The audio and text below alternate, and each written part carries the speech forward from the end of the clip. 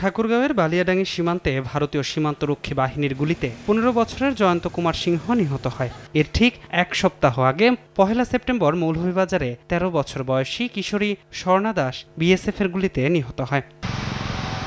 শেখ হাসিনার ভারত পলায়ন, ফেনীতে আকস্মিক বন্যার পর দুই দেশের কূটনৈতিক সম্পর্ক নিয়ে চলছে আলোচনা। এর মধ্যে সপ্তাহের ব্যবধানে ভারতীয় সীমান্তরক্ষীর গুলিতে দুই কিশোর নিহতের ঘটনায় প্রতিক্রিয়া তৈরি হয়েছে নানা মহলে।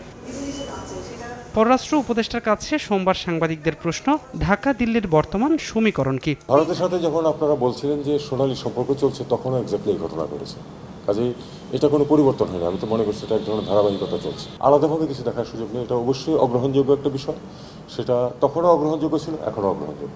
এলো ভিশন মুশকিল আসান অফার। যে কোনো ব্র্যান্ডের পুরনো ফ্রিজ নিয়ে চলে আসুন ভিশন শোরুমে আর নিয়ে যান নতুন ভিশন ফ্রিজ। এদিকে সামাজিক যোগাযোগ মাধ্যমে ফাঁস হওয়া রাষ্ট্রপতি মোহাম্মদ শাহাবুদ্দিনের দ্বৈত নাগরিকত্ব নিয়ে তৈরি হয়েছে নানা আলোচনা। পররাষ্ট্র উপদেষ্টা বলছেন, বিষয়টি স্পর্শকাতর, যাচাইয়ের দায়িত্ব পররাষ্ট্র মন্ত্রণালয়ের নয়। ফরেন মিনিস্ট্রি কিছু করতে পারবে না।